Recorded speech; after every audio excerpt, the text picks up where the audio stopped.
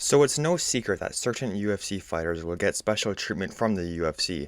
I mean, the list just goes on, and there's many examples of this. And in today's video, I am going to be ranking each one of the UFC's golden boys. And I'll be talking about the special treatment that each one gets, and I'll be starting from least amount of special treatment to most amount of special treatment. I'll also explain on why these fighters are getting special treatment from the UFC, just so that I'm not calling all of them golden boys without anything to back it up. But let's just jump straight into it. At number 7, I have Kamaru Usman. Now, I don't really know why the UFC likes him so much. He's not the most entertaining fighter, and his personality is pretty unbearable. I just think that the UFC likes to have at least one male black champion at all times, because it brings in a decent sized fan base. But aside from Jon Jones, I think Kamaru Usman might be one of the most dirty champions we have ever seen in the UFC. They just constantly let Kamaru Usman cheat in almost every single one of his fights. When he was fighting Leon Edwards in their second fight, Kamaru Usman was grabbing the cage so many times, and then as soon as Leon Edwards grabbed the cage once, the referee stepped in, stopped it, and I think they even took a point away from Leon Edwards, even though Kamaru Usman was doing the same thing but worse for the entire rest of the fight.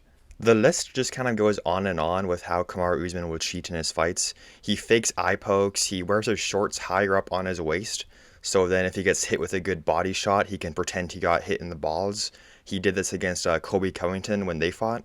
And just all around, he's a pretty dirty fighter, and the referees always seem to turn a blind eye when he's cheating, but then if someone else cheats in the same fight, they stop it. And now at number 6, we have Dagestani fighters. Now this isn't specifically every single Dagestani fighter. I'm going to be mainly talking about Islam Makhachev and Umar. And the UFC is so biased towards them and gives them special treatment because it's nice to have fighters from Dagestan, because then when they put events on in Abu Dhabi, they can have Dagestan fighters in Abu Dhabi. Because Abu Dhabi dumps a whole bunch of money into the UFC, and this is also why Abu Dhabi always gets the best cards, because the UFC is super biased towards them. But there's so many examples on how they give Dagestani fighters special treatment. For example, Umar, he had one ranked win against Corey Sandhagen, someone every single one of the top 5 has beaten. And after that one ranked win, they immediately gave him a title shot against Merab, and now they're already talking about giving him a rematch after Corey Sandhagen. And with Islam Makhachev, they just let him use IV to rehydrate himself. That's against the rules, but then when they went to Abu Dhabi and Islam got caught using IV, the UFC completely crumbled and changed the rule and was like, oh, you can actually use IV, you just can't use it to a certain extent. They just completely changed the rules just for Islam. And at number 5, we have Israel Adesanya. And I think with Izzy, the UFC just likes him because he has a massive fan base of 13-year-olds, because the UFC actually promoted him the right way. So they kind of turned him into a mini superstar, even though no one really likes him unless you're below the age of 15. But I mean, come on, they give him so much special treatment. When he lost the belt to Alex Pereira, they gave him an immediate rematch, which, that makes sense because Izzy was a defending champion. It makes sense to give him an immediate rematch. And when he won and beat Alex, he got the belt again. And then he lost the belt immediately after to Sean Strickland. Then he took a year off or something, and they gave him another immediate rematch, or not rematch, but immediate title shot against Dricus du Plessis. That's 2 immediate title shots back to back. The first one made sense. The second one did not make sense at all. And we all know that Izzy is one win away at all times from them already throwing his name back in title contention. If he wins one fight, they're going to be like, oh, Izzy is back. Prime Izzy is back and he should fight for the title again. You just know Dana White's going to be saying something like that. And when he was fighting Dricus du Plessis, he flat out kicked Dricus in the balls, and Dricus even complained to the ref, but unfortunately, the ref was Izzy's best friend, Mark Goddard, and Mark Goddard was like, fight on, fight through the groin shot, even though he very clearly kicked Dricus in the groin. And now at number 4, we have Sean O'Malley, Sugar Sean. And this one is kind of obvious on why he gets special treatment. They're trying to make him be the new Conor McGregor, but honestly, they couldn't have picked a more dry fighter ever. Sugar Sean's mic skills are absolutely awful. He sounds like he doesn't want to be anywhere near a mic at all times. And a lot of fans just don't like him because they're trying to make him the new Conor McGregor. But there's also a lot of other reasons why you shouldn't like Sugar Sean. And the amount of special treatment Sugar Sean gets is kind of insane. When he was fighting Aljamain Sterling, they forced Aljamain Sterling to make a quick turnaround, and they even threatened him by saying, like, if you don't make this quick turnaround, we're just going to strip you of the belt. They did that to Aljamain Sterling just to benefit Sean O'Malley, and Sterling is like one of the all-time greatest bantamweights ever, and they just flat out like turned their back on him. And then when Sugar Sean beat Sterling, they immediately gave him a main event at the Sphere. Again, they're just trying to make him a massive superstar, but that backfired terribly because Merab won. But then after he lost to Merab, they gave him an immediate rematch. And I know it makes sense because he was a defending champion, but he only defended it once against Chito Vera, and Chito Vera was just a human punching bag for 25 minutes straight in that fight. And now we are at the top 3 Golden Boys in the UFC. And at number 3, we have Michael Chandler. And come on, every single person watching this video knew Michael Chandler was going to be somewhere on this list. Whenever I picture Chandler, I just kind of picture Dana White's little bulldog. Dana White just kind of points towards a fighter, and Michael Chandler runs towards him.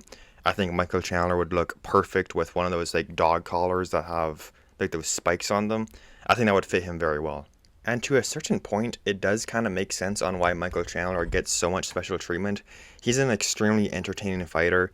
Dana White just kind of has him fight the top 5 every single time, and he will put on an insanely fun fight. Plus, he's a company man, and it's super obvious that the UFC gives him special treatment because he's constantly fighting up the rankings. He's fighting someone above him in the rankings, and recently they just put him against Paddy Pimblett, and he got absolutely mauled. So his like special treatment is kind of wearing off, but I feel like Michael Chandler is one of those guys that's always like 2 wins away from getting a title shot. But I don't think he's going to win anymore unless they put him against an absolute bum in the lightweight division. But he's like 2-5 in the UFC, and he's still getting like high ranked matches. He should definitely be fighting unranked people at this point. Now at number 2 we have Jon Jones. And I think it's pretty obvious that Jon Jones most likely has dirt on the UFC, and that's why they're being so nice to him. That's the only thing that explains it. And he just cheats so much in every single one of his fights. Constant eye pokes. He hit Reyes after the bell, and then they also robbed Reyes of that win just for Jon Jones. And up at heavyweight, they gave him favorable matchups like Stipe, who is 42 coming out of retirement, instead of making Jon Jones fight the interim champion Tom Aspinall. Jon Jones has busted for roids 4 times. He's done so much awful stuff outside of the octagon, and if this was any other UFC fighter, I feel like Dana White would just cut him immediately. But again, I think Jon Jones probably had something on the UFC, so they can't really just do that. The UFC literally moved an entire event just for Jon Jones. They were for the Alexander Gustafsson fight with Jon Jones, the second one. Jon Jones was using steroids for that fight, and the health commission was like, yeah, he cannot fight in this state because he's on steroids. So then Dana White was like, let's move the entire event to a different state just so Jon Jones can use steroids against Gustafsson. And now finally, at number 1, we have Conor McGregor. And I honestly think Conor McGregor is tied with Jon Jones at number 1 for the UFC's Golden Boys. They both constantly get special treatment. But it makes more sense for Conor McGregor since he made the sport what it is today. Without Conor McGregor, most of us probably wouldn't even know what the UFC is because he has put so many eyes on the sport. But Dana White just loves Conor McGregor so much. They let him cheat multiple times against the Khabib fight, and they let him do a like cross promotion thing with boxing with Floyd Mayweather, and then they let him back into the UFC. They've never really done that before. Like with Francis Ngannou, they didn't do that with, but with Conor they did because they love Conor.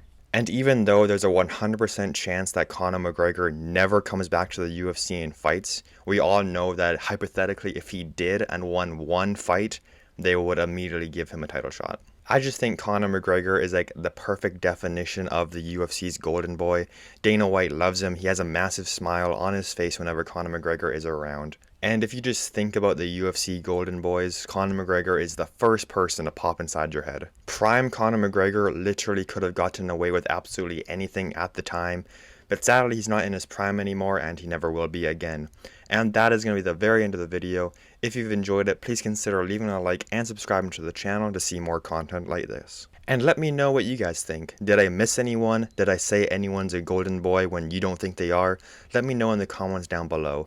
And if you want to see more videos like this, then I have a video on how Jon Jones is not the GOAT in the UFC.